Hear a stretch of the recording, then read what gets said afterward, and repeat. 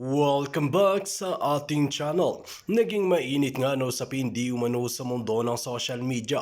Tila napahiya nga itong si Lacson na ito matapos ngang umamin at talagang isiniwalat ni Zaz Ruganda Sasot ang kanilang mga kabalbalan na ginagawa. Dito nga natin makikita mga kaibigan na talagang ngayon nga ay talagang lumalabas na ang mga korap na opisyalis ng ating gobyerno, lalo na ang mga tambaluslos na ito. Si Romualdez at mga iba pa niyang kasama ay talagang pinaghahandaan na para pabagsakin. Well mga kaibigan, hindi naman natin kagustuhan na sila ay pabagsakin at patalsikin sa kanilang pwesto.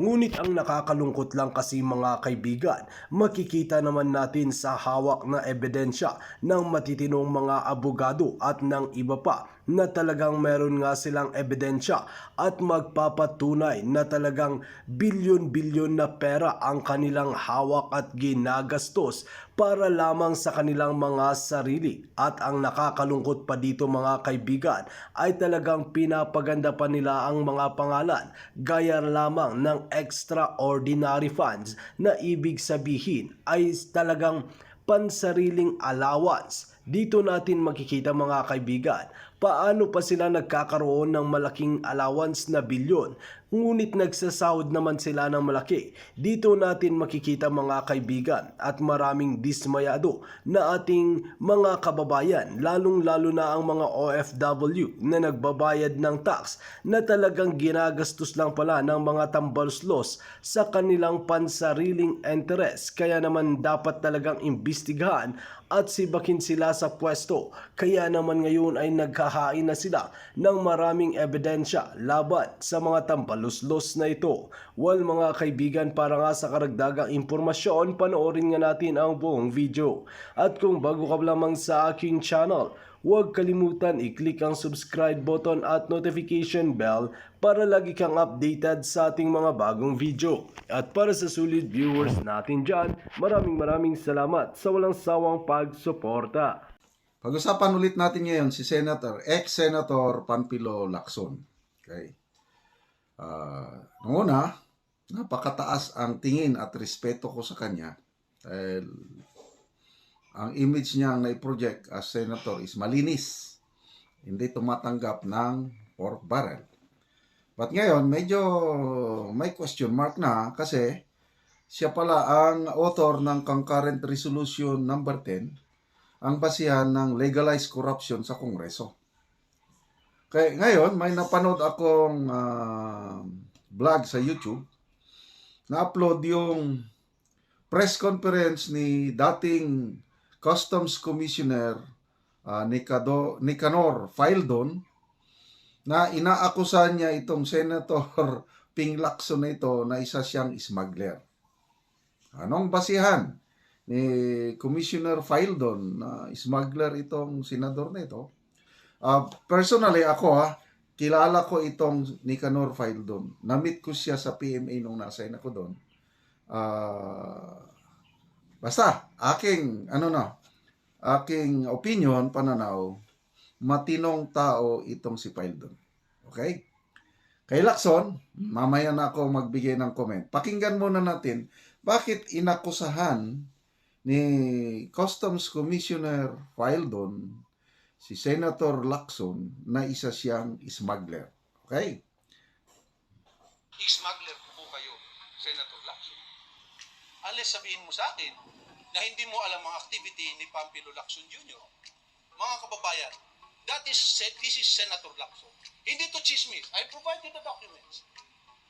And the documents, the evidence will bear this out. Patutunayan niya ito.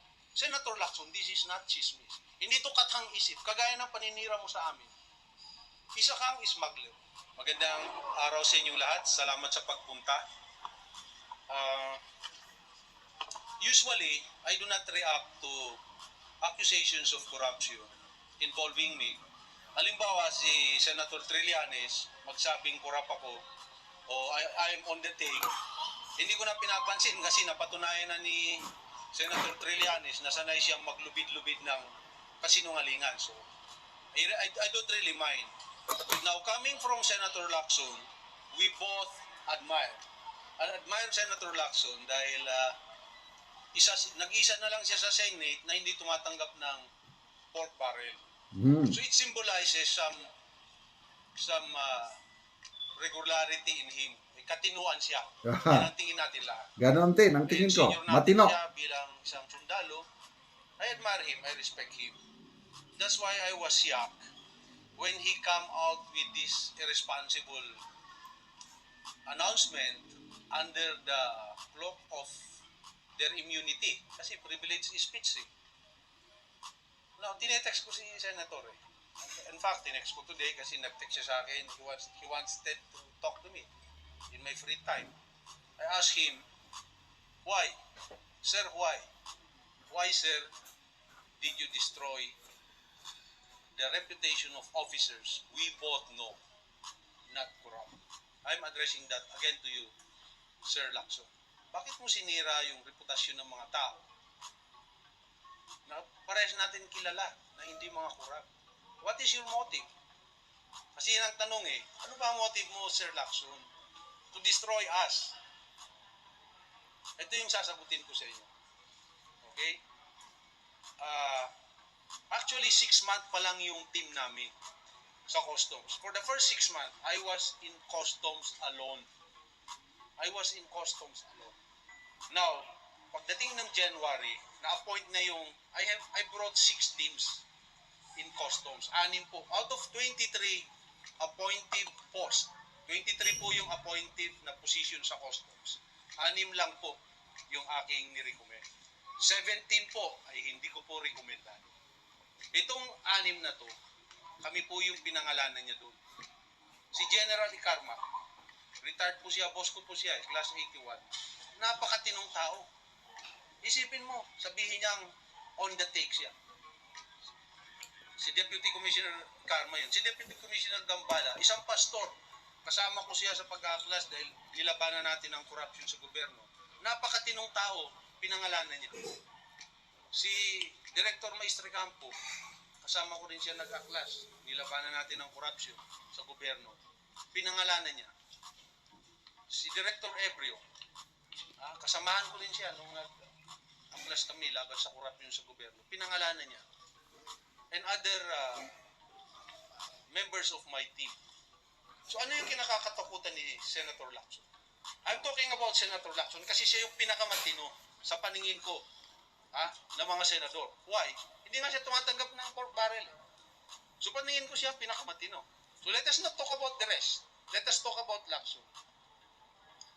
Okay? And let us use the terminologies he has used. During the entire operation. Now,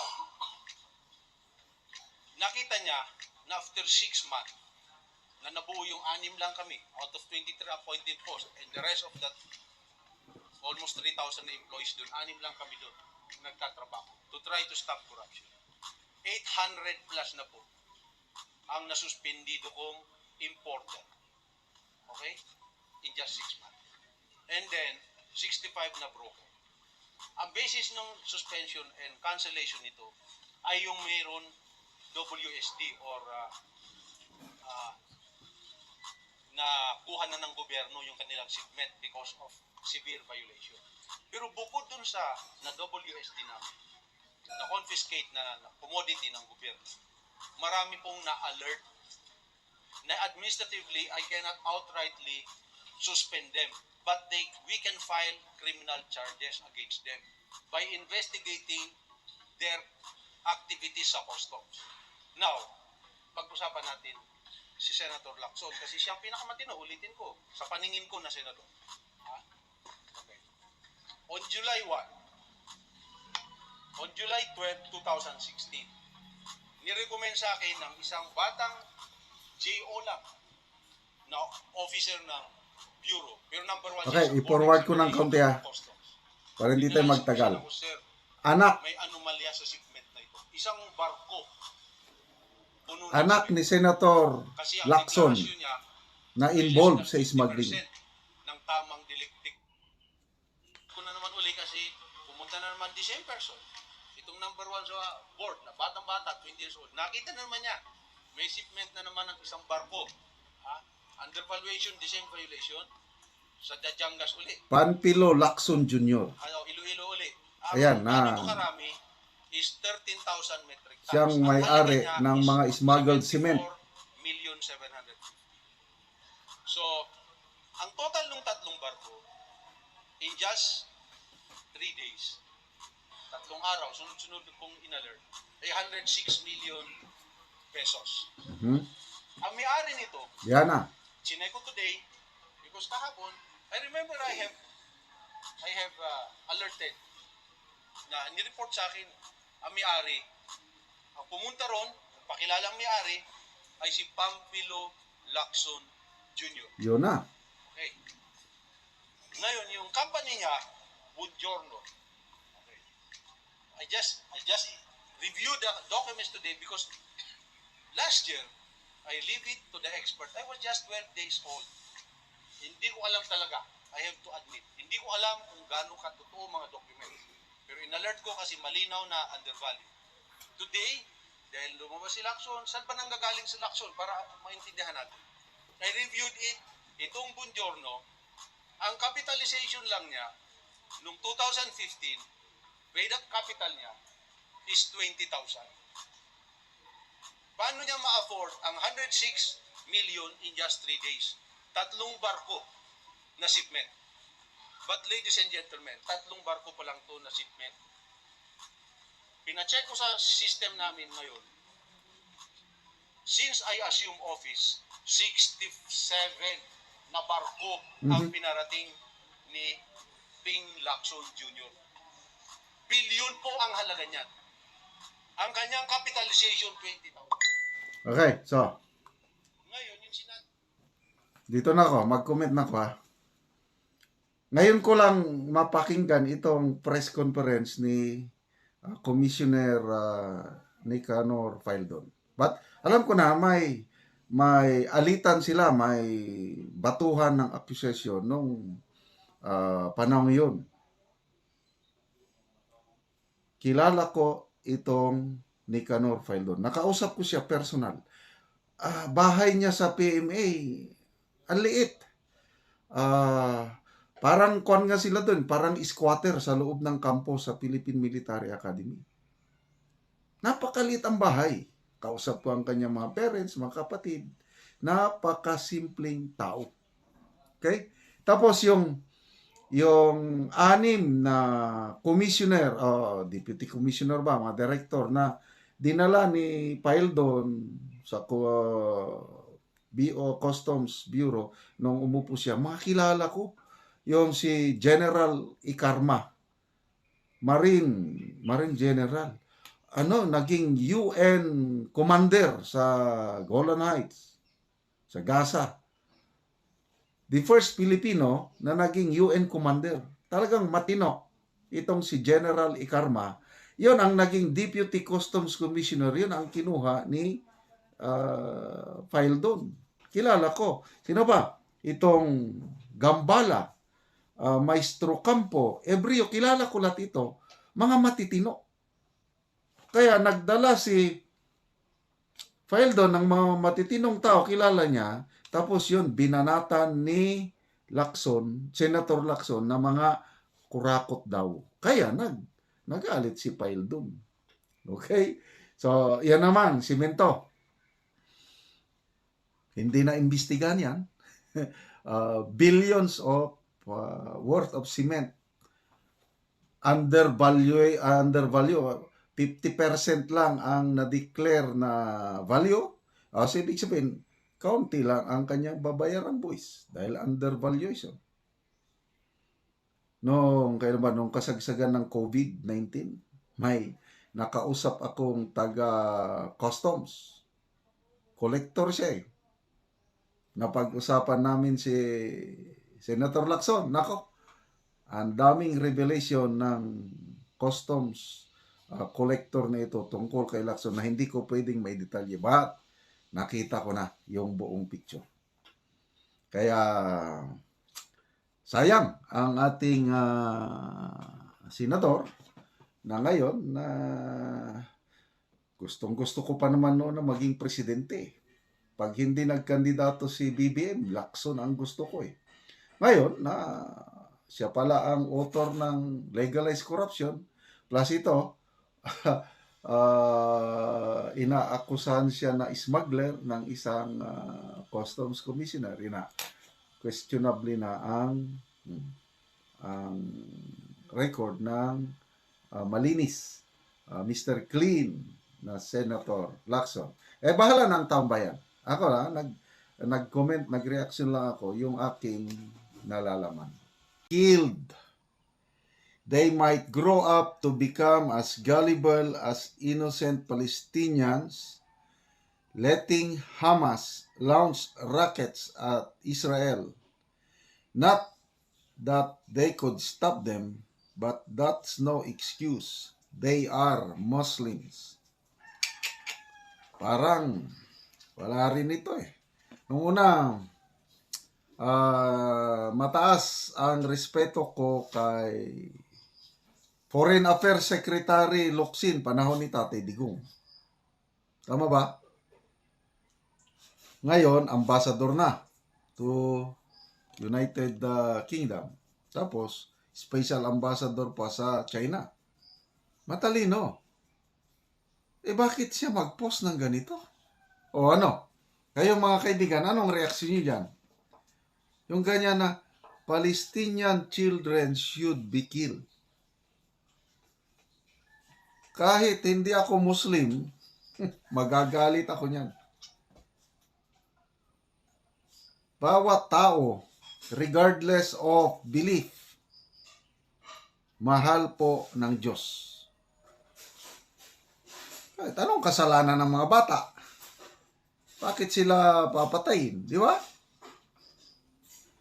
Lahat po tayo, bawat tao, masama man o mabuti kahit yung mga kriminal, mahal sila ng Diyos. Mahal tayo ng Diyos. Dahil bawat tao, we were created in the image of God. Dala-dala natin yung attributes of God, yung image. Ano yung image of God na dala-dala natin? We have God's intellect, God's emotion, God's righteousness, we have eternal life, and we have free will. Yun po yung image of God na nasa atin. Problema lang, yung tao na ginawa ng Diyos according to His image, perfect, hindi mamamatay, holy ang tao nung una, napasukan ng kasalanan. Kaya lahat po tayo makasalanan. Walang Romans 6:23, anong sabi doon? For all have sinned and fall short of the glory of God. But despite the fact na tayo makasalanan, because God is love, pinadala niya ang kanyang anak, the Lord Jesus Christ, to die on the cross, na ilibing, but resurrected after 3 days, to pay the penalty of our sins. Yun na po yung gospel, yun na po yung good news ng Panginoong Hesus. Ang gawin lang natin yung sinasabi ko, ABC. Accept that we are sinners, believe that Jesus died and rose again for the forgiveness of our sins. C, commit or surrender our lives to the Lordship of Jesus Christ. Then, maibalik ang ating relasyon sa Diyos. Yan. Balik tayo sa dati. Okay, balik tayo sa ano. Ang mga Muslims, naniniwala sila sa nag-iisang Diyos. Parehas yung Diyos ng Muslim at Kristiyano. Yung mga nag-aaway-aaway dyan ngayon sa Gaza. Jews, Palestinians, they believe in the same God. Allah ang pangalan sa Muslim Palestinians. Sa Jewish naman is Yahweh o Jehovah. So, hindi pwede yung ganyan na Palestinians should be killed. That's a very irresponsible statement coming from a dating Foreign Affairs Secretary at saka ngayon UK Ambassador. Anyway, lahat man tayo nagkakamali. Humingi na po ng apology si Ambassador Locsin. At dinilit na po niya dinilit na po niya yung kanyang post sa Twitter. Dati Twitter, ngayon X na X. So, sabi ni Locsin, I immediately deleted my sarcastic response to a tweet as I realized it could be misconstrued and retweeted to incite.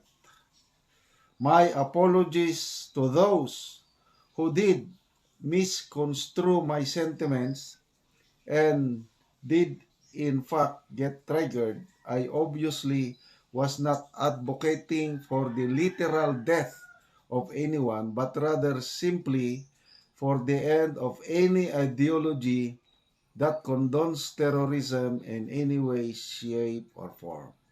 Okay. So, salamat naman.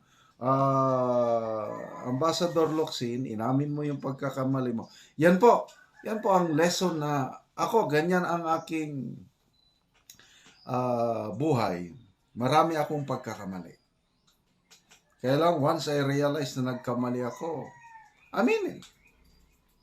Humingi ng kapatawaran. Kasi lahat man tayo nagkakamali. And because of this, to me, okay na. Parang yung tweet ni Ambassador Locsin na yung Palestinian should be killed, Palestinian children should be killed, parang nag-respond lang siya sa isang tweet. So hindi niya na ipaliwanag ang kanyang side, maigi. Ang kanyang tinatarget doon yung extremist ideology, yung Hamas. Kasi wala na, yung ideology, paniniwala ng Hamas, anti-God, anti-everything na yan. Kaya nga extremist, hindi na sila yung Muslim na anong tawag doon, moderates. Ang mga moderate Muslim ayaw ng violence. Kasi ang Islam as a religion, it advocates peace, kapayapaan. Mayroong ang verse sa Quran na kahit yung mga insekto, yung langgam, hindi mo siyang pwedeng patayin. Kasi may buhay din eh. Kahit kahoy, hindi mo basta-basta puputulin kung walang magandang rason. Kung maliban lang kung gawin mong pambahay, ganon. Kaya lang kung walang rason, hindi mo pwedeng putulin. May buhay din yung kahoy, ganon. May buhay yung mga insekto, huwag kang papatay. Ganon ang Islam. Kaya lang itong Hamas, Abu Sayyaf sa atin, ano pa? Yung mga yan, sina Bin Laden, wala na yan. Yan ay mga extremist. Kaya itong Hamas, extremist. Yung yung ISIS, Mauti, wala na yan. Yan ang siguro tinutukoy ni Ambassador Locsin na dapat patayin yung ideology. Kaya lang, medyo nagkamali siya dahil tinarget niya Palestinian children. Mga bata dapat mahalin, di ba? So, lesson learned sa atin is, mag-ingat po tayo sa ating mga social media post. Kasi, napakabilis. I-retweet o i-repost kung ano-ano dyan. Nako. Kaya ako, maingat ako sa aking mga topics, aking mga pananalita. Nagdarasal muna ako kung anong itapik ko, na tapos gabayan ako ng Panginoon sa aking salita. Kasi delikado. It can be a good influence or bad influence. So, lesson learned. Lahat ng tao, mahal ng Diyos. Hindi ka pwedeng papatay, maliban lang yung self-defense. Dahil ang buhay sagrado, galing yan sa Diyos. Ang Diyos lang ang may karapatang kumitil o bumawi ng buhay. Dito nga natin makikita mga kaibigan kung gaano nga talaga kasakim ang mga opisyalis na ito. Kaya naman hindi di umano pinalagpas ni Sasruganda Sasot na ibulgar ang kanilang mga kabalbalan gaya lamang ni Attorney Salvador Panelo at iba pa. Kaya naman talagang bistado na at imbestigahan at ipa-audit na sa COA. Well mga kaibigan, kung kayo ang tatanungin ano ang inyong mga opinion, just comment below sa ating comment section at ating pag-uusapan.